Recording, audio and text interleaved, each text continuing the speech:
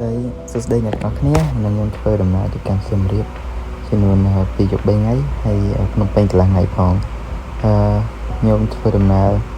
đàn dục bị percent nộp tới xem riệp tam cột phong việt nam tham nộp về nhôm mặt đó nhôm đàn nộp về phát hay nhôm ban hai tục nằm bay từ rồi cả hai về bật với nhôm từ hộp kho cầu mình phán thế này chất stop có kề nộp về nhôm đó nhôm ban cầm mong bi kho cầu chán hay cho mùi năng nông tăng mà đàm hay kho cô có tiếng Anh ở vùng bốn phố hay có miền đồng free thực tại phòng này chính vì đằng tây nhưng có họ từ tên chia là tố từ nhằm chia là tố này ở hàng múa chia là tố này chật pop seat từ nhằm đấy từ dừng về bật đáy hay có thông bản đẹp trong hai tên nhưng còn mong có ý chăm nơi khăn khăn hay nơi khăn khăn vật có sát và ba hình cozy hay vật thực có sát vì nhung coi chăm cả bằng thuốc và có vẻ ta có điệp trong hai nhóm các bạn có mong được chia của chấm án phá sấn hay chỉ là tôi có một scoop tại mà là hay nhóm cho medium size được chỉ OPI được là vì bạn big speed scoop ai đi lưu được các bạn thấy chỉ là tôi có được chỉ đọc em thì hay chú em chỉ thành gặp em khăn hay để ra tại mình cái đau phóng thời cái niềm vì nhóm bạn chỉ là tôi hay còn mong coi nhóm vấn coi nhóm bạn phát triển về cho thay nhóm đa tới lên nơi ông dịp ông chóm cái này kết với bị bỏ sập tới xem được bọn là lấy hay chúng mình đang khá sụp đai âm xem xén hay đó mới chờ rồi lúc mở tôi mở cùng nuôi đại kê bạn cô rung kia thì phải sập bạc coi để mà từ trong phải trong khai công nữa mà còn cô cùng nuôi bằng pi bánh nhau sừng kiếm rồi viên khai năng xem chỉ đàn hay lớn nhau một đa là tên nạp nách này chỉ cái ông dịp ông chóm hay khơi miền để xem hiểu chọn qua màu hạt brand đã chung kia được coi gì kia lên chọn thấy mới ngày ra còn lo đây ngày năm tôi mà thấy cái nhóm ba mà đo cái lại trang cùng đủ nứng nhưng mà thức trang cùng đủ biết sát sát công tay bằng cọp nơi anh này chỉ ra nơi vẽ phone cho mùi nên trang phía tới những sọc ngày còn này tôi mà thấy những các bạn cho một people nơi biết bao xem được online tôi một nơi cái lại trang cùng đủ nơi đấy những bạn tinh nông crab để được chuyện nộp thì là banana bia ra trong biển chicken cho con ta sạch nông quả chicken tết nộp thì là đánh chậm tích những tên mình ra hiện tại em xem hợp nhung công tác sạch nông quả chicken lại nông ca nhưng chăm tác ca nên nhung tinh hộp lần bày đò tôi mà hai nhung còn một mơ cầm nụ đã tăng này cầm một trò cho là people hay mơ thơ cầm nụ có sát khăn mình tên mong hay bây giờ có miền chụp lịch play to luôn bọn chị take qua style được có chị passion bọc quật chỉ được chuyện gì vậy mà thấy chị style bọc quật bọn nghiêm dương mới tới những người ta ô sao đấy chứ nào để bọc quật mình tao mà hay không còn mà mơ ca sân đánh sập phá bao krom cầm mà để có mình bị cà phê đời nè lên playing quật mình ai mơ khơi đi ai nè rom cầm mình đập playing lư bàn tề cầm tay quật ai sân đánh mình kia si chừng vặt đi bàn nhiều đó hay để mình khai cho room pi nè crew để quật cầm phong để cho project sinh nhật này ở pi càng krom chả tao mà khi các bạn tầm mơ cả đằng hai tục tà dễ để tục tà nó stress ad thôi phơn min po chả chả cặp po hay nơi càng cao bật viết thôm mình tên hay mình sát chỉ chờ này khi dùng một phơ chỉ đồng nàng nơi thì này hay mình được tra đây ta cho rùm rất ngay mình tốt khi các bạn hộ ban đi chat hốt nơi tôi một cái lệnh có hay những bạn còn mong đi chia có sẽ chụp con tia chúng mình bay chuột hay bài mình chán nó rồi nó ở tập trăm po này mình chọn bạc quạt hay nhưng các bạn cầm mong bài thay một trăm tiết đài hay được chụp bọc quát ngắn vì ở sợ đất khá từ mẹ đài quạt hộp hình sạp sáp lò chứ ngành tập hộp bài hai nhưng các bạn chỉ mà đang có để những chỗ tam chọn khăn khỏi với nhưng mà bạn cho tam chọn không một thểនេះគឺផ្លូវខាងក្រោយអង្គរដែលចំណាំមានអ្នកបថោរូបច្រើនប្រៃវិសាទហើយមានដើមឈើព័ទ្ធជុំវិញទាំងសងខាងផ្លូវយើងមើលទៅថតទៅយើងឃើញកំពូលប្រាសាទយ៉ាងស្រស់ស្អាតតែហ្មងតបមកយើងក៏បានឡើងទៅជាន់ខាងលើជាន់បាកាននៅកំពូលប្រាសាទអង្គរវត្តពេលយើងមកពីលើមកគឺទេសភាពវាស្រស់ស្អាតមែនទែនជាមួយនឹងព្រៃឈើដែលវាពណ៌ពណ៌ខៀវស្ងាត់ហើយមើលជាមួយនឹងប្រាសាទរបស់យើងវា breathtaking ហ្មងតមកហើយយើងក៏បានជិះពីអង្គរបើឃើញប្រាសាទទៅកាន់ប្រាសាទតាកែវវិញម្ដងទេសភាពតាមផ្លូវស្រស់ស្អាតខ្យល់ត្រជាក់ហើយនេះយើងជិះកាត់ប្រាសាទបាយ័នដែលគេកំពុងសាងសង់ហើយខ្ញុំសង្ឃឹមថាគេសាងសង់ឆាប់ៗដើម្បីបានចូលទៅលេងម្ដងទៀតព្រោះអីខ្ញុំចាំថាខ្ញុំធ្លាប់បានទៅលេងបាយ័នច្រើនដងដែរ hay đôi kê vị guitar lại hợp sim hill testភាពវាស្រស់ស្អាតហ្មងធ្វើឲ្យយើងបាត់កាត់បន្ថយនៅ stress របស់យើងបានច្រើនហើយជាពិសេសនៅកន្លែង clown ទ្វារនេះខ្ញុំបានមកអង្គុយពីលើនៅលើ clown ទ្វារនឹងមើល test ភាពទៅកាន់កងដែរតែហើយឥឡូវយើងមកដល់ប្រាសាទតាកែវហើយតែប្រាសាទតាកែវនឹងខ្ពស់ដែរហើយមានសិស្សចោតបានតែកំតែខ្ពស់ជាងដូចជាខ្ពស់ជាងប្រាសាទអង្គរហើយអត់មានចរាឈើទេមានតែចរាថ្មដែលសល់ពីបុរាណហ្នឹងមកហើយនេះដល់ពេលដែលឡើងមកដល់នៅពីខាងលើប្រាសាទគឺទស្សនវិជ្ជាស្រស់ស្អាតប្រាសាទខ្ពស់ខ្លាំងហ្មងខ្ពស់ខ្លាំងមែនទែនហើយវាធំគេមើលទៅវាឡើង impressive ហ្មងបន្ទាប់មកហើយខ្ញុំក៏បានធ្វើដំណើរចុះទៅវិញកំតែចុះទៅវាស្រួលជាងឡើងនៅពេលឡើងខ្ញុំខំគេដៃតោងចរាផងហើយចរាក្តៅទៀតវាhìnhពិបាកតិចដែរតែវាពិបាកខ្លាំងសម្រាប់ខ្ញុំវាខ្ញុំអាចឡើងបានកំតែនៅពេលដែលចុះវាស្រួលជាងឡើងខ្ញុំមិនចាំបាច់ត្រូវការអីតោង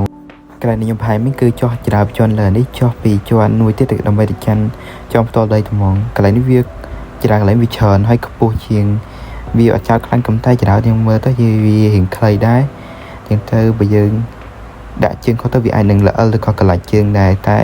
អត់អីទេនៅពេលដែលចុះទៅវាត្រួលជាងឡើងហើយយើងមិនចាំបាច់ត្រូវការអីតបទេគឺមិនថាយើងមានលំនឹងខ្លួនជាងយើងឡើងចេញពីប្រាសាទបេកូខ្ញុំក៏ធ្វើដំណើរទៅកាន់ប្រាសាទបេខាន់ហើយវាក៏មិនឆ្ងាយពីគ្នាប្រហែលដែរហើយជាតាមផ្លូវខ្យល់បាក់មកតិចតែហ្មងធ្វើឲ្យយើងបាត់បង់ stress ឬក៏វាធ្វើយើងសប្បាយមកជាមកក្នុងចិត្តហ្មងជាមួយនឹងទេសភាពដើមខ្ចីចិនណាយឥឡូវខ្ញុំមកដល់ប្រាសាទបេខាន់ហើយយើងធ្វើដំណើរទៅខាងក្នុងដើម្បីទៅរកកន្លែងដែលគេល្បីកន្លែងមច្ឆាហ្នឹងហើយខ្ញុំមើលមកផ្លែវាស្តៀងនឹងច្រកដែលខ្ញុំចូលកាលខ្ញុំទៅលេងប្រាសាទតាព្រំវាស្តៀងគ្នាដែរមើលផ្លែអាចនឹងច្រឡំនៅពេលខ្ញុំចូលទៅដល់ខាងក្នុងខ្ញុំឃើញចាត់ដីមួយដែលអាចថានៅកណ្ដាលប្រាសាទតាកែប្រាសាទព្រះខ័ននឹងបានហើយខ្ញុំឃើញមានជាទស្សនវិជ្ជាច្រើនគាត់ទៅលេងជាពិសេសជនបរទេសហើយក៏បានមកថតរូបនៅទីហ្នឹងហើយកន្លែងហ្នឹងក៏ល្បីដែរប្រាសាទព្រះខ័នហ្នឹងតែមនុស្សគ្រប់គ្នាគាត់ចូលចិត្តមកលេងជាពិសេសGen Z ក៏ចូលចិត្តមកថតរូបនៅកន្លែងមច្ឆាដែលគេកំពុងល្បីហ្នឹងនៅចិត្តបណ្ណាល័យហើយនេះអាគារ2ជាន់ដែលខ្ញុំមើលនៅលើកន្លែង map របស់គេទៅគេដាក់ថាអាគារ2ជាន់ហើយខ្ញុំលើគេហៅថាជាបណ្ណាល័យហើយវាស្អាតមែនតើយើងមើលទៅលើប្រាសស្អាតតែហ្មងហើយនេះខ្ញុំឡើងលើទួលប្រាសាទនៅចិត្តបណ្ណាល័យហ្នឹងយើងមើលទៅឃើញមច្ឆាទៅវាជិតរីងអស់ហើយក៏សិតមានថតរូបច្រើនមកដែរព្រោះដោយសារតែកាលហ្នឹងជាថ្ងៃច័ន្ទតោះហើយខ្ញុំក៏បានឡើង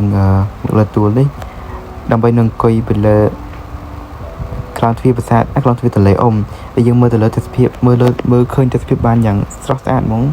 ឃើញគេធ្វើដំណើរទៅមកហើយវាស្ងប់ស្ងាត់យើងអាចអង្គុយសម្រាប់លេងឬក៏ relax spend time ជាមួយខ្លួនឯងបាននៅពេលខ្ញុំអង្គុយលេងនៅកន្លែងក្លោងទ្វារទន្លេអ៊ុំក្នុងម៉ាស្ទូខ្ញុំក៏ធ្វើដំណើរដើម្បីទៅកាន់ប្រាសាទភ្នំបាខែងដើម្បីទៅមើលថ្ងៃលិចនៅលើភ្នំបាខែងហ្នឹងហើយនេះផ្លូវឡើងទៅកាន់ប្រាសាទភ្នំបាខែងដែលមានរយៈចម្ងាយប្រហែលជា3ទៅ4គីឡូម៉ែត្រហើយដូចជានៅតាមផ្លូវហ្នឹងក៏គេមានកន្លែង spot ឲ្យយើងឈប់ដូចជាចំនួន2ទី1យើងអាចមើលទៅកន្លែងបារាយទឹកបានបន្ទាប់មកយើងអាចមើលទៅឃើញប្រាសាទបាសីចំក្រុងដែលនៅជាប់នឹងភ្នំបាខែងនឹងដែរហើយនេះជាកន្លែងសម្រាប់មួយដែរដែលយើងអាចអង្គុយសម្រាប់ហាត់មុននឹងឡើងទៅលើប្រាសាទភ្នំបាខែងហើយយើងអាចមើលឃើញប្រាសាទអង្គរវត្តបានយ៉ាងច្បាស់ឃើញកំពូលទាំង5នៃប្រាសាទអង្គរវត្តតែម្ដងជាមួយនឹង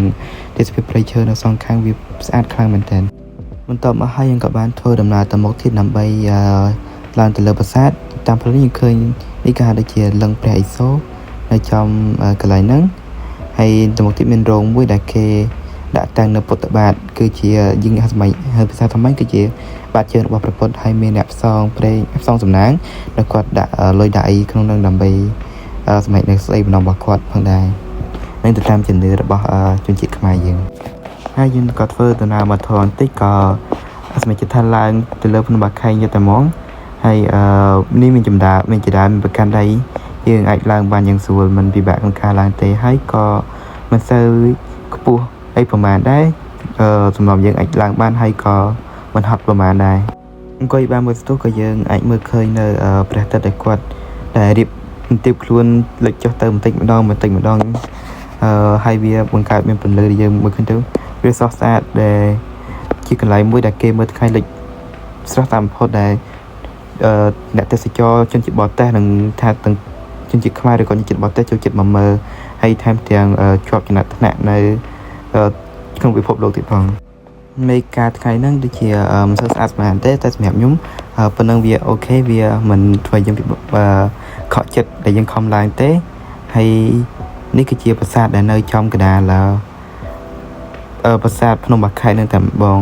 ហើយគេមានដូចជាខែដែលគេមកមើលថ្ងៃលិចស្អាតដែរនៅប្រាសាទភ្នំបាខែងហ្នឹងហើយក៏មានខែដែលយើងទៅមើលថ្ងៃរះស្អាតនៅប្រាសាទអង្គរវត្តឬក៏ថ្ងៃលិចស្អាតនៅប្រាសាទអង្គរវត្តផងដែរ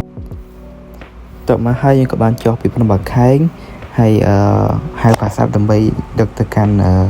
ទៅហូបអីនៅសាឡាមីដែលនៅក្នុងក្រុងសៀមរាបអ្នកទាំងអស់គ្នាពិចារណាប្រកាសជាស្គាល់សាឡាមីហើយដែលល្បីក្នុង TikTok ដែរ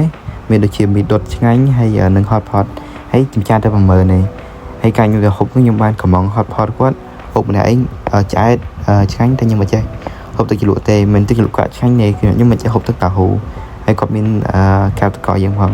ជាងពីសាឡាមីខ្ញុំក៏បានដើរទៅកាន់ Pub City ព្រោះវាមិនឆ្ងាយពីគ្នាប្រហែលដែរហើយយើងគិតថាដើរទៅក៏វាល្អដែរជាជាងក្នុងការចំណាយលុយច្រើនជាងហ្នឹងហើយកាន់ Pub City នេះខ្ញុំក៏បានហូបច្រើនដែរគឺខ្ញុំទៅរក gelato ហូបកំតែបងរងថាចូលទៅញ៉ាំ gelato ដែលនៅក្នុង Pub City ហ្នឹងហើយវាមានកន្លែងអង្គុយតាមលើច្រើនពេកអញ្ចឹងទៅខ្ញុំក៏បកក្រោយមកញ៉ាំ gelato នៅអាមួវិញដដែលបន្ទាប់មកហើយខ្ញុំក៏បានកំង gelato ដដែលនៅហាងអាមួមានជារសជាតិ passion ហើយនិង yogurt ខ្ញុំចូលចិត្តរីជូខ្ញុំចូលចិត្តផ្អែមខ្លាំងទេរសជាតិសម្រាប់គាត់ត្រូវសម្រាប់ខ្ញុំហ្មងបន្ទាប់មកហើយព្រឹកបន្ទាប់ខ្ញុំក៏បានធ្វើដំណើរពីសៀមរាបមកដល់ភ្នំពេញខ្ញុំមកភ្នំពេញនេះគឺក្នុងគោលបំណងដើម្បីទៅដកសញ្ញាបត្រភាសាបារាំងទេហើយឥឡូវកំពុងដើរតាមផ្លូវនៅជិតមាត់ស្ទឹងដើម្បីទៅរកអាហារពេលហើយនេះទេសភាពពេលព្រឹកវាស្អាតមែននៅពេលមកនៅតាមបណ្ដោយមាត់ទន្លេនៅពេលមកព្រះបរមរាជវាំងចតុមុខមង្គលរបស់យើងហើយខ្ញុំក៏បានធ្វើច្រើនដែរខ្ញុំក៏ធ្វើដំណើរទៅរកបាយសូបដែលនៅចិត្តវាំងហ្នឹងហើយបាយសូបគាត់មកចាំ7000ច្រើនសម្រាប់ខ្ញុំតែបាយតិចសាច់បាយតិចសាច់ច្រើនហើយគាត់មានថែមក៏មានទឹកតែយើងហើយព្រមទាំងទឹកស៊ុបវាមកូនចាំផងដែរហើយខ្ញុំក៏បានធ្វើដំណើរទៅកាន់វត្តភ្នំឃើញគាត់ដាក់លុយទាំងអស់គ្នាមានថា safe មែនតើអត់មានខាប់ពេលព្រួយបារម្ភថាអាចមានគេលួចរបស់គាត់ទេហើយតោះយើងក៏បានធ្វើដំណើរទៅកាន់ខាងលើនឹងហើយយើងក៏បានមកអានផ្លាកពីកមុទ្ទដែលគេនិយាយពីវត្តសង្ខេបនៃវត្តភ្នំនឹងដែលនិយាយពីការស្ថាបនាវត្តភ្នំដោយព្រះបាទពញ្ញាយ៉ាតអីជាដើមហើយនៅខាងលើក៏យើងអាចឃើញនៅចេតិយរបស់ព្រះបាទពញ្ញាយ៉ាតដែលស្ថាបនាដោយសម្ដេចព្រះស៊ីសុវត្ថិហើយបន្ទាប់មកក៏បានស្ថាបនាតគ្នាមកទៀតខ្ញុំក៏បានឡើងមកដល់លើវត្តភ្នំនោះយើងក៏បានចូលមកមើលនៅក្នុងព្រះវិហារនេះគឺមានផ្ទាំងគំនូរនៅសងខាងទាំងលើហើយនឹងមានរូបសំណាកជាច្រើនហើយមានទាំងរូបសំណាកដូចជាព្រះសិហាមេត្រីឬក៏រូបសំណាកនេះអាចនឹងជាលោកយាយដូនពេញដែលតំណាងឲ្យវត្តភ្នំនឹងតែម្ដងហើយឃើញមានភ្ញៀវបរទេសទៅដែរហើយមានការដាក់ថវិកាដើម្បីធ្វើជាពុទ្ធបូជាអីជាដើមនេះជាមួយនឹងរូបផាជាព្រះសិហាមេត្រីនៅកណ្ដាលហ្នឹងមានរូបរាងស្រស់ស្អាតមែនទែនហើយឃើញមានជនបរទេសក៏យកកាក់យកមកដាក់ទៅជាកាក់បរស៊ីមានភ្ញៀវជនជាតិបរស៊ីឬក៏ជាជប៉ុនក៏ដូចខ្ញុំឃើញកាក់ហ្នឹងជាកាក់រុស្ស៊ីផងកាក់ជប៉ុនផងបន្ទាប់ខ្ញុំចេញពីវត្តភ្នំមកខ្ញុំក៏បានដើរមកកាន់ស្រមន្ទីព្រះឥសានវរ្ម័នយើងថាស្រមន្ទីសសរហ្នឹងហើយវាមិនសូវឆ្ងាយពីគ្នាប្រហែលទេយើងក៏សម្រេចចិត្តថាយើងដើរទៅហើយស្រមន្ទីនេះនិយាយអំពីរូបិយប័ណ្ណហិរញ្ញវត្ថុសេដ្ឋកិច្ចហើយនឹងពាក់ព័ន្ធជាមួយនឹងនយោបាយតិចតួចដែរដែលគេនិយាយពីការប្រើប្រាស់រូបិយប័ណ្ណតាំងពីសម័យហ្វូណនមកម្លេះរហូតមកដល់បច្ចុប្បន្នហើយមានទាំងកាក់ជាច្រើនតាំងពីសម័យដើមមកមានរូបរាងប្លែកខុសពីគ្នាជាមួយនឹងរូបិយប័ណ្ណបរទេសផងដែរមិនមែនតែត្រឹមរបស់ខ្មែរទេមានទាំងដូចជារបស់អេស្ប៉ាញបារាំងអ៊ីតាលីអីជាដើមដោយសារតែនៅខាងក្នុងគេមិនអនុញ្ញាតឲ្យយើងថតជាខ្ញុំបានថតជូនអ្នកទាំងអស់គ្នាបានច្រើនទេនេះគ្រាន់តែជាកន្លែងផ្លូវឡើងទៅខាងលើរបស់គេហើយនៅពេលដែលចេញមកគេក៏មានដូចជាហាងលក់អនុស្សាវរីយ៍វត្ថុអនុស្សាវរីយ៍ទូចៗដែរខ្ញុំក៏បានទិញនៅប្រដាប់ដែលគេបិទទៅលើទូទឹកកកទុកជាអនុស្សាវរីយ៍ហ្នឹងហើយជាមួយនឹងរូបថតនៃស្រមន្ទីហ្នឹងពី3ស្លាបផងដែរក៏តែខ្ញុំភ្លេចថតកន្លែងហ្នឹងហើយនៅពេលដែលយើងចូលមកដល់ចំផ្ទះដីហ្នឹងក៏មានដូចជាកន្លែងសម្រាប់យើងលេងហ្គេមដូចជាលេងហ្គេមស៊ូកូឌូឬក៏មាន boost photo booth ផងដែរតែយើងអាចថតបានហើយនៅពេលដែលយើងថតរូបហើយគេ send ឲ្យយើងតាម Gmail របស់យើងហើយកន្លែងនេះគឺយើងអាច customize ដូចជារូបខ្លួនឯងនៅលើលុយបានបន្ទាប់មកហើយយើងក៏បានធ្វើដំណើរទៅកាន់វិទ្យាស្ថានបារាំងហើយឡើងនេះកំពុងធ្វើដំណើរទៅក្នុងបណ្ណាល័យពហុភាសាពហុឯកសាររបស់វិទ្យាស្ថានបារាំងសម្រាប់ក្នុងការដើម្បីសម្ភារហើយទុកឲ្យបានតិចតួចទុកឲ្យបានរបស់ខ្ញុំនៅក្នុងហ្នឹងហើយจะអានទៅតិចតួចផងដែរហើយនៅក្នុងបណ្ណាល័យពហុឯកសារដែលនៅក្នុងវិទ្យាស្ថានបារាំងហ្នឹងមានសភៅជាច្រើនទាំងសភៅភាសាខ្មែរនិងភាសាបារាំងដោយច្រើនប្រភេទដែលយើងអាចទៅស្រាវជ្រាវបានហើយយើងអាចខ្ចីសភៅមកកម្មវិធីបានដែលយើងគ្រាន់តែចុះជាសមាជិកនៃវិទ្យាស្ថានបារាំងហ្នឹងគឺត្រឹមតែសម្រាប់ជនជាតិខ្មែរឬក៏ជាកូនសិស្សហ្នឹងដូចជា$2ក្នុងមួយឆ្នាំតាមខ្ញុំចាំបានហើយយើងអាចខ្ចីយកមកផ្ទះអានក្នុងរយៈពេលដូចជា4សប្តាហ៍ឬក៏2សប្តាហ៍ជាខ្ញុំភ្លេចបាត់ហើយតែយើងអាចខ្ចីយកមកផ្ទះអានបានហ្នឹងមានសិស្សនិស្សិតជាច្រើនដែលគាត់អាចទៅអង្គុយសិក្សាស្រាវជ្រាវបានធ្វើស្វ័យសិក្សាឬក៏គាត់អាចចង់សម្ភារបន្តិចបន្តួចដូចជាលេងgame ឬក៏ក្នុងការ take a nap អីជាដើមហើយយើងមានសភៅជាច្រើនដែលយើងអាចខ្ចីយកទៅអានបានមានទាំង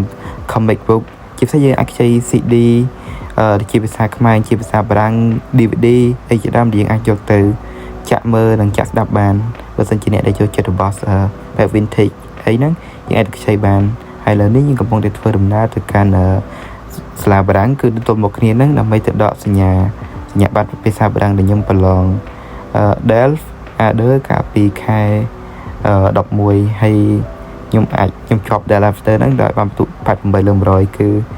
ការខ្ញុំប្រឡងមុនបានតែ8.50ទេខ្ញុំមានអារម្មណ៍ឡើងខ្លួនឯងវា improve ជាងមុននៅភាសាបារាំងរបស់ខ្លួនតបមកហើយខ្ញុំក៏បានទិញនំម៉ាការ៉ុងនិងរ៉េសឹងរ៉ូលជាហាថ្ងៃត្រង់50ថ្ងៃត្រង់សម្រាប់ខ្ញុំហើយចេញពីវិទ្យាស្ថានបារាំងហ្នឹងក៏បានហៅ WhatsApp ដើម្បីជិះទៅកាន់ស្ថានីយ៍ភ្លើងធ្វើដំណើរទៅកាន់ក្រុងបរសេឡូណាវិញហើយ vlog របស់ខ្ញុំក៏ចាប់ត្រឹមប៉ុណ្្នឹងដែរអរគុណអ្នកទាំងអស់គ្នាសម្រាប់ការមើលវីដេអូនេះ